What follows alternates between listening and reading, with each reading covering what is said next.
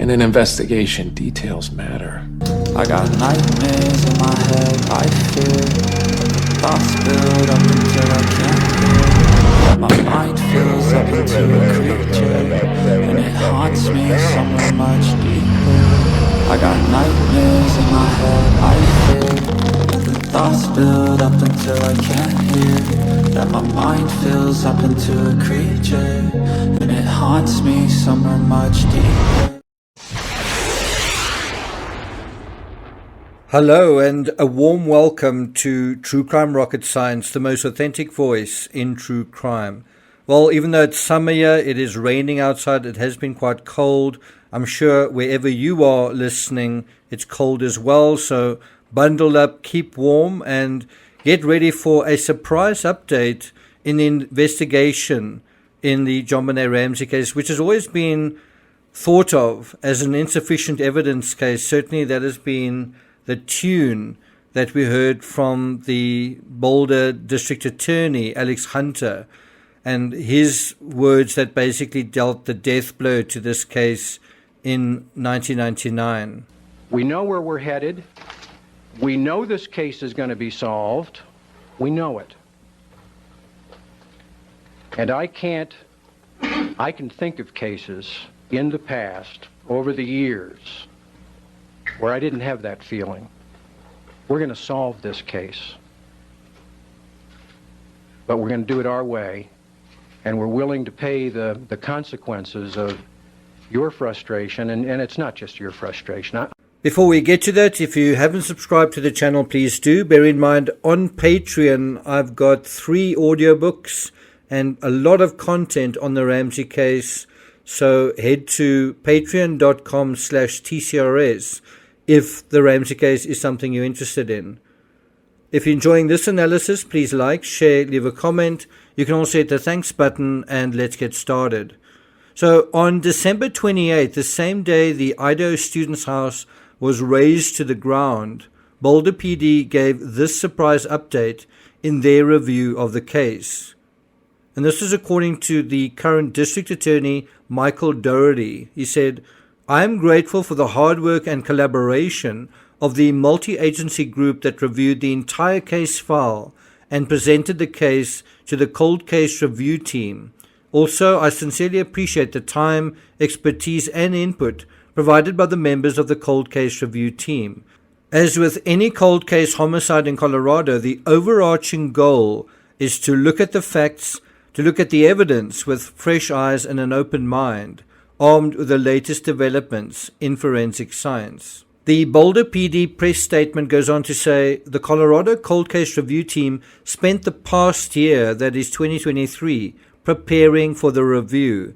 The team is comprised of professional, investigative, analytical, and forensic experts from across Colorado, including the FBI, the Colorado Bureau of Investigation, Boulder County District Attorney's Office, and numerous other entities, including public and private forensic laboratories, with expertise in cold case homicide investigations." End quote. Now, we know that John Ramsey has been campaigning across the media for much of this year and on forums like CrimeCon to try to exert pressure on the authorities to hand over the case to an entity of their choosing. Personally, I find it difficult to imagine the incompetence John repeats ad nauseum about Boulder PD's handling of the case still being the case, still being something to harp on more than 20 years later. Why? Well, the Boulder PD of 1996 is a lot different today. And in any event, the narrative shouldn't be about Boulder PD's mistakes, and there are a few, but rather the cozy, chummy relationship between the Ramsey lawyers and the always somewhat obtuse DA's office at the time. The conversation ought to be about the Ramseys' lack of cooperation with law enforcement as the thing that most directly delayed, limited, and inhibited the investigation. The Ramseys and the police seem to be waiting each other out. You said that you waited and never had any word from the police about what was happening. 90 days passed without any word. Why didn't you call them? We did.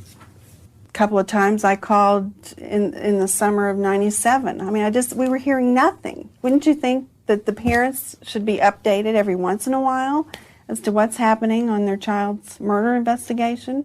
That's quite an extraordinary statement. You are relying ostensibly on the authorities to investigate this case that's regarding someone so close to you, and you wait 6 months till the summer of 1997. From now, so it's Christmas right now, you wait until summer to call the police and say, hey, what's going on? And besides the Ramsey's lack of involvement, their lack of cooperation with law enforcement, I think the DA's office really dealt the knockout blow to this case by effectively pretending that there wasn't an indictment because there was insufficient evidence, remember what he said, at this time. What about this time right now? What about 27 years later? Well, according to Boulder PD, at the end of 2023, right now, quote, an intensive effort took place this year to digitize all evidence in order to create a comprehensive and searchable database containing thousands of information files. So that is work that has gone on this year besides the DNA aspect. And I think that is probably very valuable in sort of waking up and alerting, perhaps even triggering the authorities to long dormant information that they've had all along. This is really fantastic news because it's also far easier to do statement analysis. I can tell you this as an author who's worked with the media narrative, the legal narrative, the narrative of police statements, to compile over 10 books on this case. If you're looking for a particular fragment in a news article, well, when you're dealing with digital data, it's a lot easier.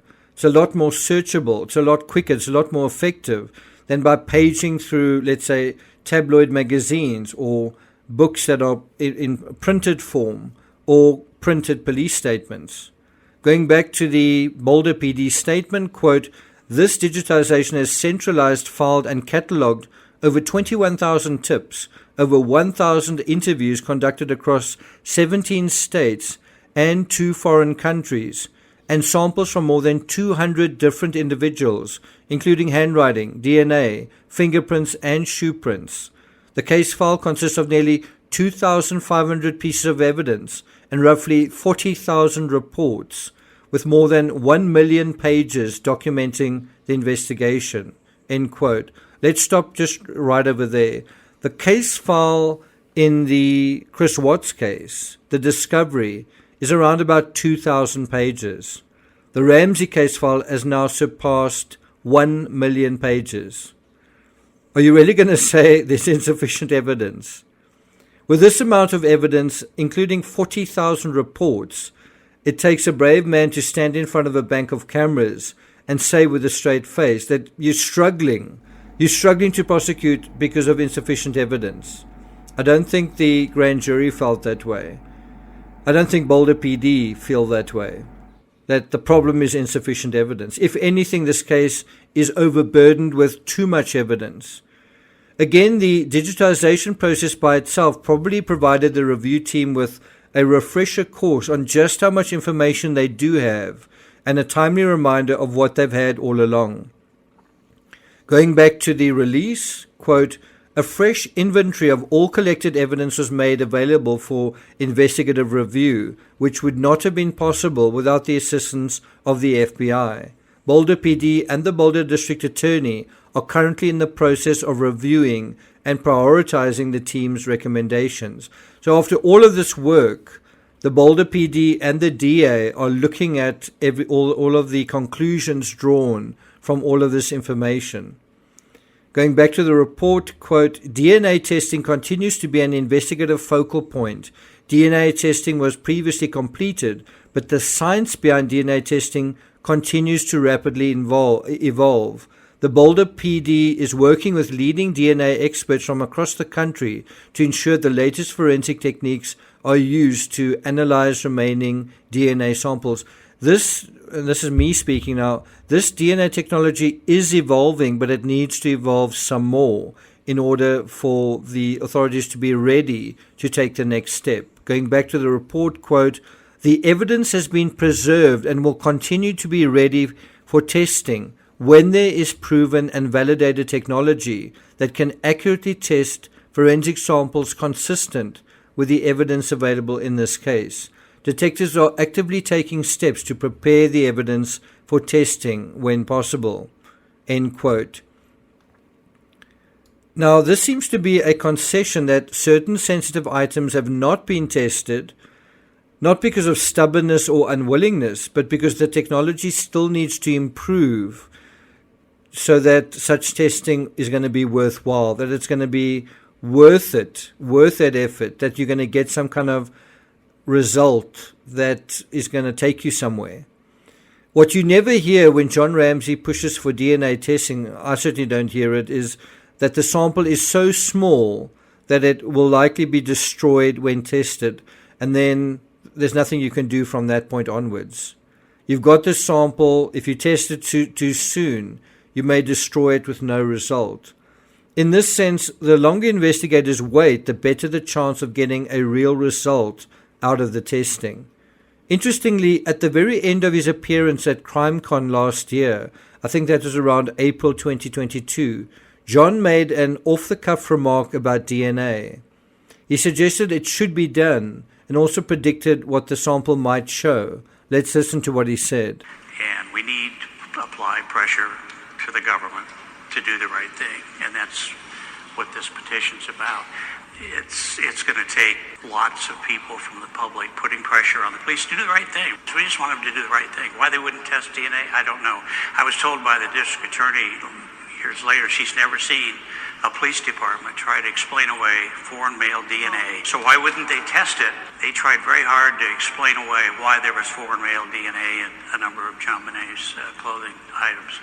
It would be in their best interest to test it, find out that it belonged to one of Bert's little friends that happened to be there, or they even want to It is important to hear that full quote in context. You do hear that quote around about the 50-minute mark. It's almost with 2 minutes to go, so I'll put a link in the description so you can hear that particular statement. But it is pretty extraordinary what John says there.